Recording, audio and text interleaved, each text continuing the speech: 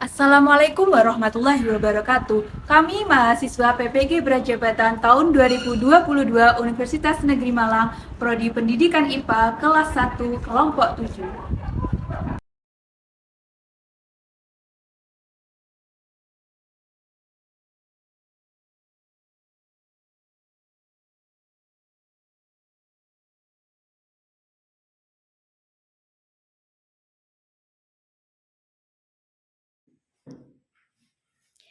Pada pembelajaran kali ini, kita akan belajar mengenai teori pembelajaran behavioristik. Teori pembelajaran behavioristik yang dianut oleh Cage dan Berlier dengan mengamati tingkah laku seseorang akibat adanya interaksi antara stimulus dengan respon. Nah, dalam proses pembelajaran yang dimaksud stimulus yakni pemberian rangsangan kepada peserta didik yang dilakukan oleh guru berupa perlakuan untuk membantu pembelajaran guna mendapatkan respon yang diinginkan. Nah, respon yang dimaksud yakni tanggapan ataupun reaksi peserta didik terhadap stimulus yang diberikan oleh guru.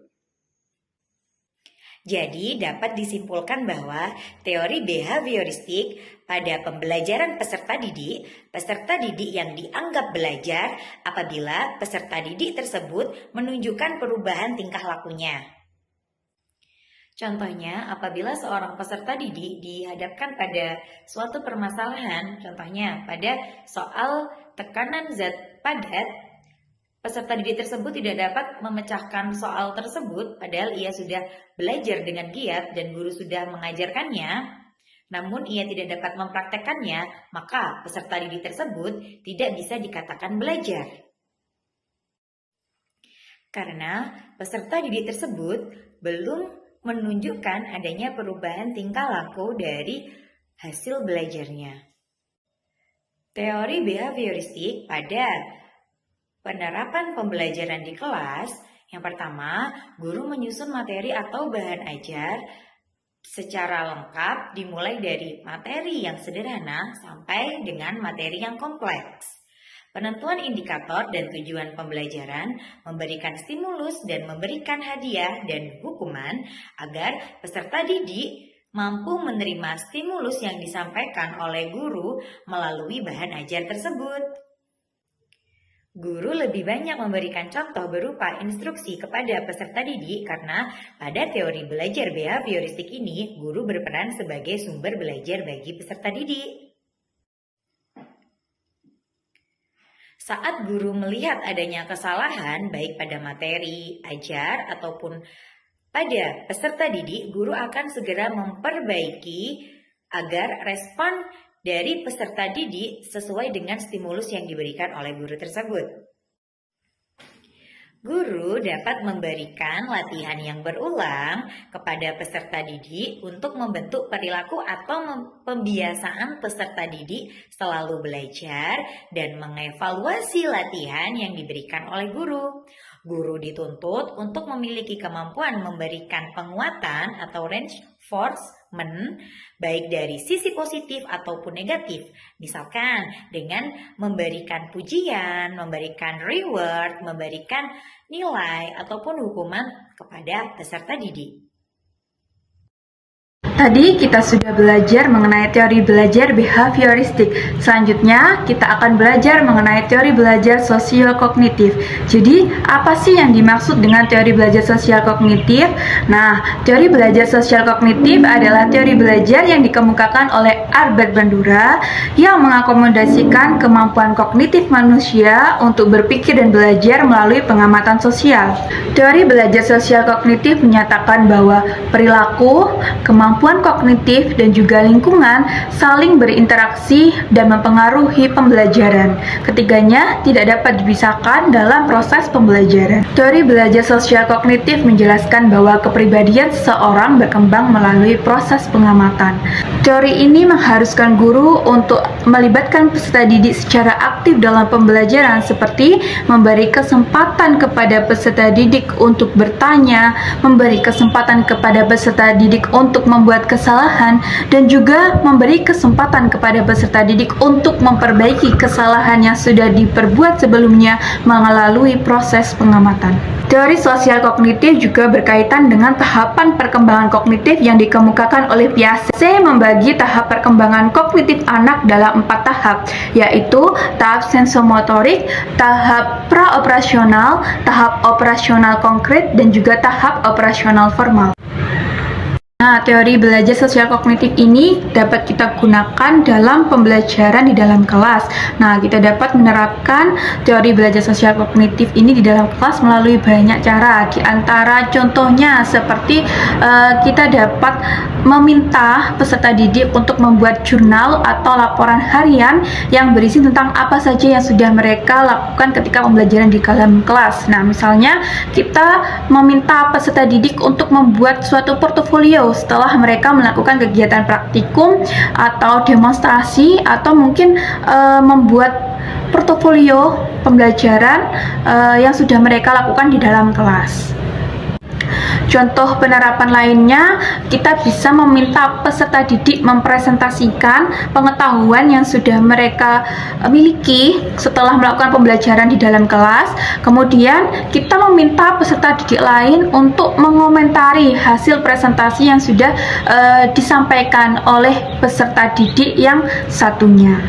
Kemudian, melalui teori belajar sosial kognitif ini, kita juga bisa membantu peserta didik menemukan solusi baru dari masalah yang sudah mereka hadapi.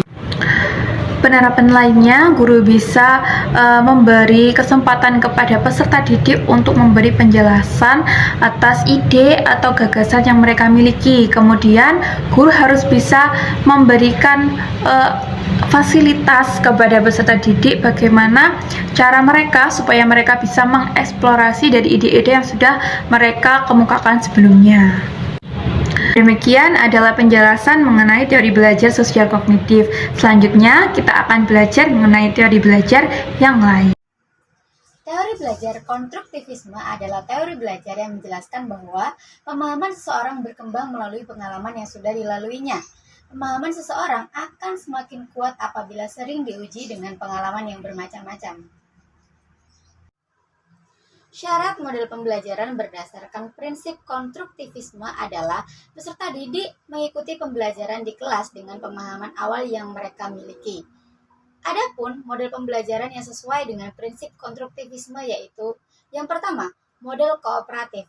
Model kooperatif merupakan model pembelajaran yang melibatkan pembentukan kelompok kecil untuk berdiskusi bersama, untuk saling membantu secara interaktif, sehingga dapat memberikan peserta didik kesempatan untuk bekerja sama dan menuangkan ide dalam tugas-tugas yang terstruktur. Dan kemudian mereka dapat mampu memahami konsep yang sulit melalui diskusi tersebut.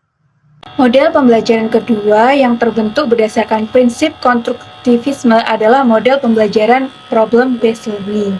Model pembelajaran problem-based learning adalah model pembelajaran yang berpusat pada peserta didik, di mana pada awal kegiatan pembelajaran, peserta didik diberikan suatu permasalahan oleh guru, kemudian peserta didik berusaha memecahkan masalah tersebut. Prinsip model PBL didasarkan pada teori konstruktivisme, di mana peserta didik berperan aktif dalam kegiatan pembelajaran, sementara guru berperan sebagai fasilitator. Guru bertindak sebagai fasilitator yang nantinya akan memberikan rangsangan kepada peserta didik agar peserta didik dapat mencapai tujuan. Model belajar selanjutnya yang berdasarkan teori konstruktivisme yakni discovery learning. Discovery learning merupakan model pembelajaran yang mengembangkan cara belajar peserta didik aktif dalam menggali dan menyelidiki pengetahuannya sendiri, sehingga akan dapat diperoleh hasil yang akan bertahan lama dalam ingatan peserta didik, sehingga tidak mudah dilupakan oleh peserta didik. Nah, selanjutnya kita akan belajar bagaimana cara kita memecahkan suatu kasus menggunakan konsep teori belajar. Nah, kasus yang pertama adalah kasus Tania yang berusia 7 tahun, dia memiliki kemampuan rendah dan keinginan yang rendah untuk sukses. Nah, rencana yang bisa kita lakukan untuk meningkatkan kemampuan Tania, kita bisa menggunakan teori belajar behavioristik. Kenapa kita harus atau kita bisa menggunakan teori belajar behavioristik? Karena dengan teori belajar behavioristik kita bisa menggunakan shaping atau langkah-langkah kecil yang nantinya bisa ditiru Tania, sehingga Tania bisa melatih kemampuannya untuk melakukan suatu hal. Kemudian setelah diberikan shaping oleh guru, guru bisa memberikan reinforcement terhadap hal yang sudah dilakukan Tania. Apakah sudah benar ataukah belum? Apakah bisa diberikan pujian? Apakah bisa diberikan reinforcement positif? Atau justru harus diberikan reinforcement negatif agar Tania bisa menimbulkan respon yang diinginkan oleh guru. Nah, kemudian upaya yang dapat dilakukan untuk menarik minat belajar Tania agar kemampuannya bertambah, kita bisa menyajikan pembelajaran yang menarik yang sesuai dengan tingkat tahapan perkembangan kognitif Tania.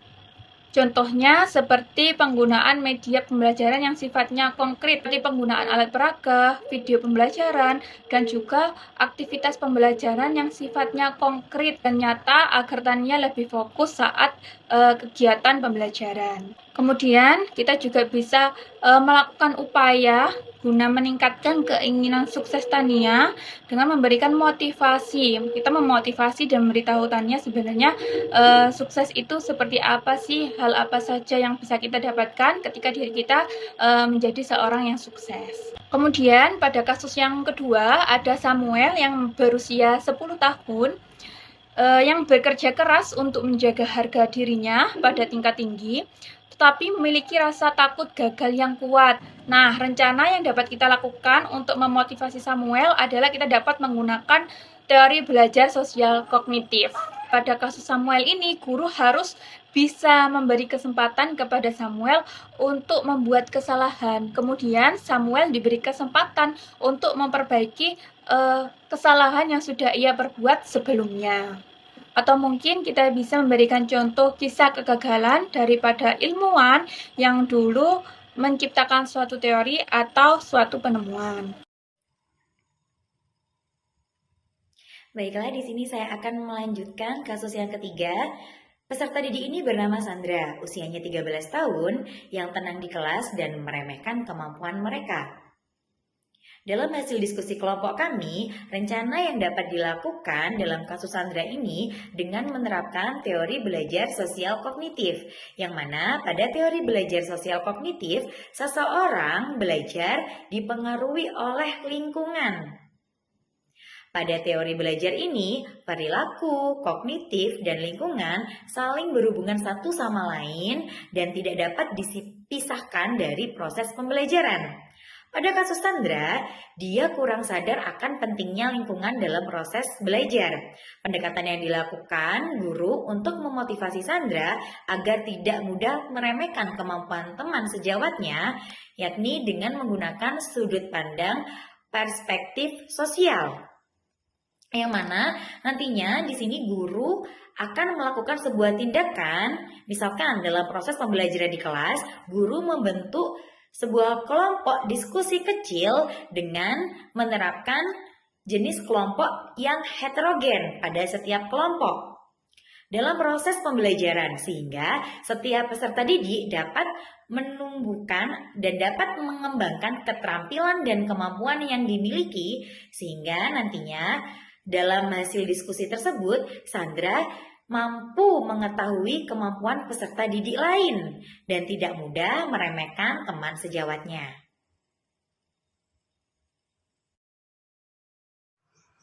Kasus yang terakhir adalah Robert berusia 16 tahun menunjukkan sedikit minat di sekolah dan saat ini tinggal bersama dengan bibinya.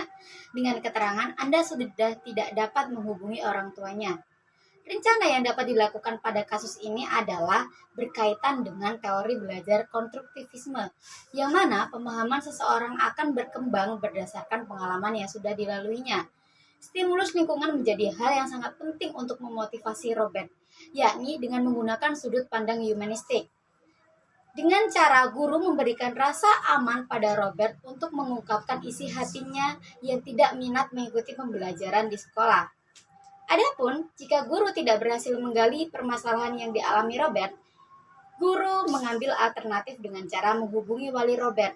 Dalam hal ini adalah bibinya, sehingga dapat mengetahui permasalahan apa yang sedang dialami Robert di sekolah.